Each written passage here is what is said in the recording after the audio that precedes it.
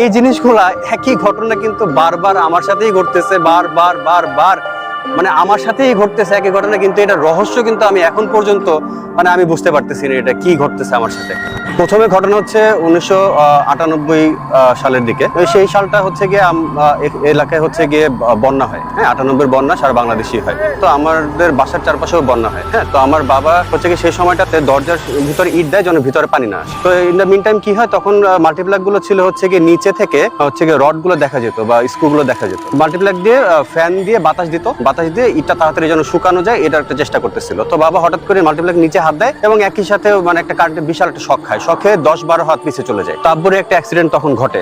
ওই দিনের অবস্থা তো কি অবস্থায় কারেন্টের শক খেলে আমরা সবাই জানি। দিনের ঘটনাটা এটা গেলাম, এটা সামনে কাজে লাগবে, এটা এখন বলে রাখলাম আপাতত। তো 98 সালের একই ঘটনা বন্যা শেষে। তো আমাদের মামার বাসা হচ্ছে প্রেমবাগান, উত্তরা কসাইবের প্রেমবাগান। তো ওখানে প্রায় সময় যাওয়া আসা হয় আমাদের। তো যাওয়া আসা হলে কি মামার বাসাটা হচ্ছে কি অনেক বড়, আর তখনকার প্রেমবাগান মানে হচ্ছে কি উত্তরা সাইডটা হচ্ছে অনেক জঙ্গল টঙ্গল ছিল, অনেক গাছগাছালি ছিল। তো মামার বাসাও ঠিক একই রকম ছিল। তো হয়তো কি আমরা প্রায় সময় শুনতে পেতাম, আশেপাশের লোকজন বলতো, মামার বাসায় শুনতাম যে সন্ধ্যার পরে বাসার বাইরে বের হয়েও না, বাসার ভিতরে বা পিছে কিছু একটা আছে। তো এটা আমরা তখন ইনিশিয়ালি মানে তখন তো ছোট, টের পেতাম না। তো হঠাৎ করে একদিন হচ্ছে গিয়ে বাসার ছাদে এরকম মামার বাসার পিছনে একটা জঙ্গলের মতো ছিল, এখানে একটা আম গাছ ছিল। তো আম গাছ থেকে বাসার ডিস্টেন্স মোটামুটি 20-30 ফিট হবে। তো এত দূরে আম ছাদের ভিতরে এসে পড়া টিনের চালে, এটা হচ্ছে গিয়ে কোয়াইট ইম্পসিবল। মানে হয়তো কোনো মানুষ মারবে অথবা কোনো অশরীরী কিছু একটা মারবে। তো আমার পছন্দ দাঁড়ায় যেতেছে এখন এটা বলতে বলতে। তো এটার পরে হয় কি, তো ওই বেশ এরকম কয়েক রাত আমরা কাটাই। বেশ মামার বাসা তো প্রায় অনেক সময় যাওয়া হয়। তো ওখানে হলো কি, রাতের বেলায় এই জিনিসটা ঘটে। ওইখানে ছাদের ভিতরে আম মারে,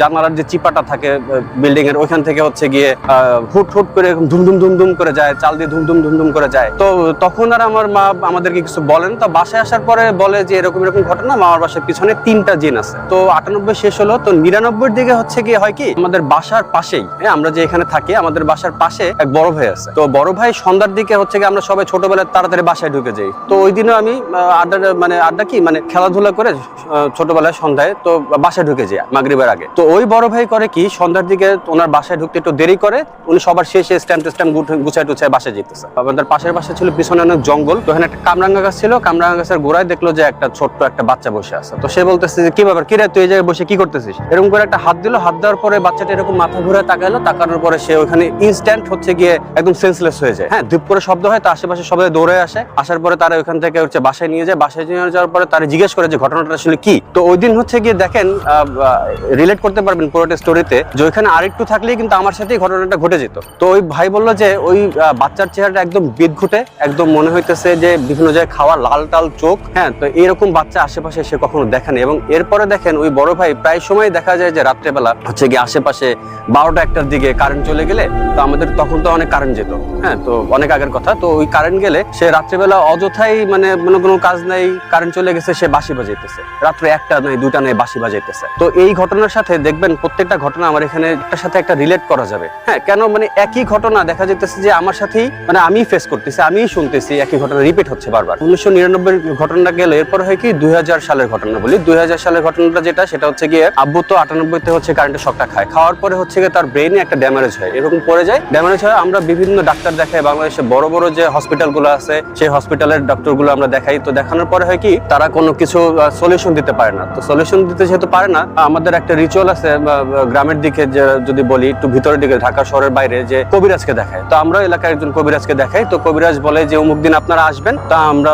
এরকম একটা দিন দেখে সন্ধ্যার পরে যাই। হ্যাঁ, মোটামুটি এশার পর আর কি আমরা যাই। তো এশার পরে গেলে হয় কি, তো ওইখানে একটা রুমের ভিতর ঢুকি। রুমের ভিতর ঢুকে দেখি যে একদম রুমের মাঝখানে একটা বিশাল বলের ভিতরে হচ্ছে গিয়ে এরকম গোলাপ ফুলের পাপড়ি এবং চারপাশে মোমবাতি দিয়ে ঘেরা। হ্যাঁ, এবং আশেপাশে অনেক ফল ফ্রুট, বিভিন্ন ধরনের ফল ফ্রুট আছে। তো এখানে ওই যে ওঝা যে আছে বা কবিরাজ যে আছে, উনি বলতেছে যে আপনারা এখানে কোনো ভয় পাবেন না, কোনো কিছু করবেন না, চুপচাপ থাকবেন। যদি কেউ কোনো ভয় পান বা কোনো মানে অন্যরকম কোনো অ্যাক্টিভিটি করেন, সেক্ষেত্রে কিন্তু যে আমার সাথে দেখা করতে আসবে সে কিন্তু থাকবে না। ওকে, ঠিক আছে। তো আমার পারমিশন নিল, আমি কোনো রকম এখানে চুপচাপ, আমরা গোল হয়ে বসছি সবাই। হঠাৎ করে রুমের লাইট টাইট সব অফ করে দিল এবং সে এরকম একটা ধ্যানে বসলো। ধ্যানে বসার পরে রুমটা ধূপ করে একটা শব্দ হলো এবং একই সাথে মানে ধূপ করে শব্দটাও হলো এবং মোমবাতি একই সাথে সব নিভে গেল। নিভে যাওয়ার পরে পুরো রুমটা মনে হলো যে আমরা কোনো ধূপ টুপ কিছুই জ্বালাইনি, হঠাৎ করে কেমন ধোয়া ধোয়া হয়ে গেল। হয়তো পারে মোম নিভে গেছে, মোমের যে ধোয়াটা আছে ওইটাই, কিন্তু অস্বাভাবিক রকমের একটা ধোয়া। এবং হঠাৎ করে একটা সালাম আসলো ভারী কণ্ঠে, আসসালামু আলাইকুম, এরকম একটা মানে সালামের একটা শব্দ আসলো। তো সালামের শব্দ আসার পরে আমি তো